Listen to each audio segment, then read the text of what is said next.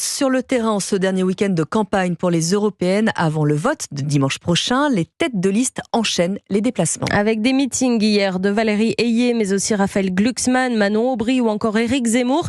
Aujourd'hui, au tour de Jordan Bardella de donner rendez-vous à ses soutiens. 5000 sont attendus au Dôme de Paris cet après-midi.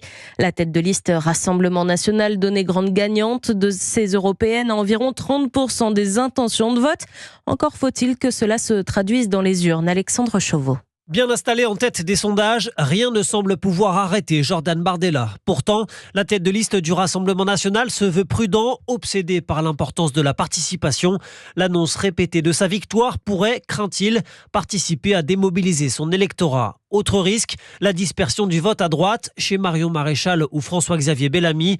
Certains électeurs pourraient ainsi être tentés de leur apporter leur voix au regard de l'importance confortable du patron du RN dans les intentions de vote. Alors cet après-midi, Jordan Bardella devrait marteler ses deux mantras, la défense du pouvoir d'achat et la lutte contre l'immigration. Marine Le Pen parlera juste avant lui dans une répartition des rôles désormais bien huilée. À elle, le discours social, à lui, l'adresse aux catégories plus aisées, avec un discours jugé davantage en phase avec les milieux économiques. Reste que pour gagner, le parti compte sur son électorat historique.